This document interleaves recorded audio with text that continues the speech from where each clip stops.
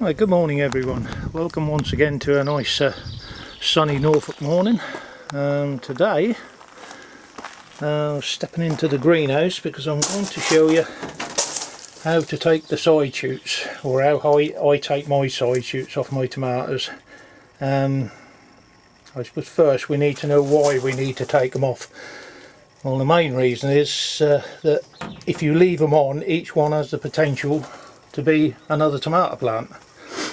And if you see how they're set out here, if I had more tomato plants growing out the side, then I'd get a lot of side growth, which you would find you know, when the tomatoes do start coming on there, that yes, you get lots and lots of tomatoes, be they only small ones. And you would also find that a lot of them wouldn't ripen because of the fact that they've got a lot of foliage. And it's not foliage what we want to grow, it's tomatoes. So that's the reason for taking off the side shoots. Now if you grow bush tomatoes, especially the dwarf bush, yeah, you can just put them in, just leave them, forget about them, and let them get on with it. You know, just feed them, water them and what have you. But with these cordon tomatoes, then we really do need to take them side shoots out so that the plant grows up. When it gets to round about sort of 5 or 6 trusses, we'll then nip the top out, and hopefully we'll end up with some nice tomatoes. I don't know whether you can see in there, look, just where I'm pointing, these are the beefy tomatoes. They've now got flowers starting to come on them, which once they flower they will turn into tomatoes. And the same on the other one. They're both the beefy type. And you can just see them in there. Look. Let's get right in close so you can see. Now these were set on the 27th of the 2nd. All the tomatoes were. They're the yellow ones there. They've made some better growth since they've been in here. So just over 2 months from putting in pots on the windowsill, the seeds, to starting to get the flowers on. So you can see how quick they do grow, and you can understand why, you know, why they need constant watering and you know, sort of feeding once a week. I don't feed mine until the tomatoes are started to set on the first truss. Because of the compost I set them in, this is what I use. It's a Levington's tomato compost. It's a giant Tomerite bag, grow bag.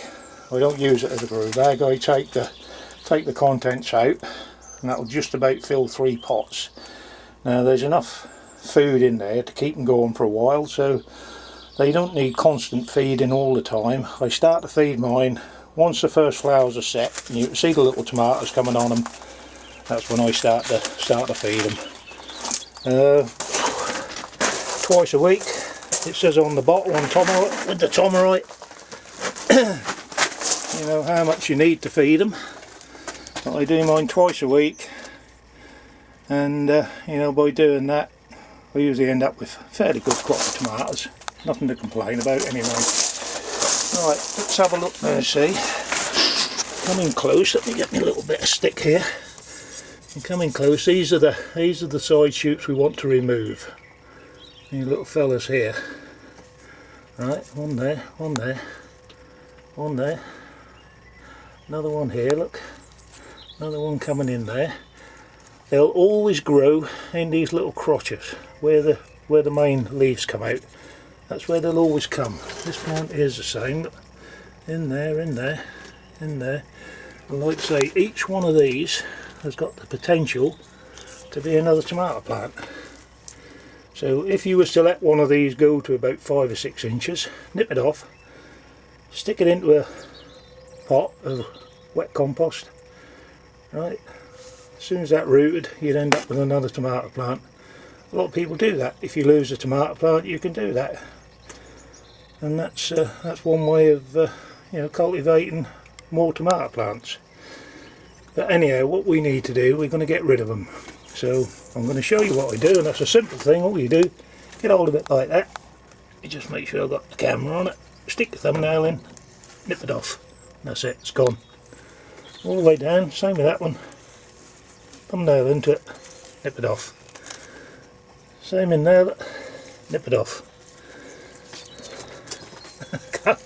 Oh, I can't get my hand round. Could do the camera in the other end, but that's alright.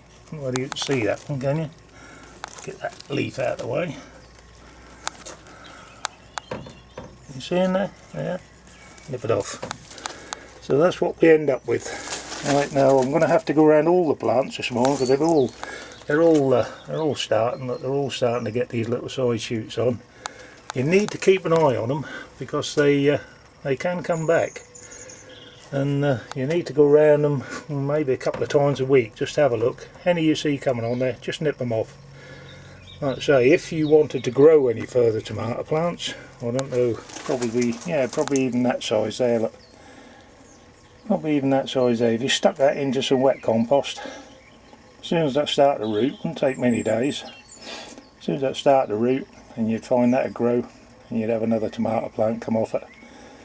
But like I say, all these little side shoots, they've all got the potential. They've all got the potential to be a tomato plant.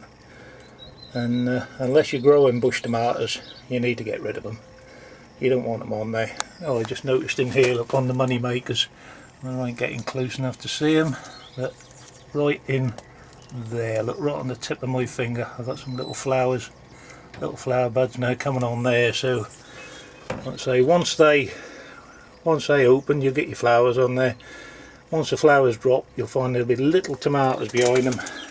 Once I get them, then I'll start feeding them a couple of times a week. And just a week solution of the Tomarite. I've got a couple of tubs of it over there, which will be more than enough to last me through the summer.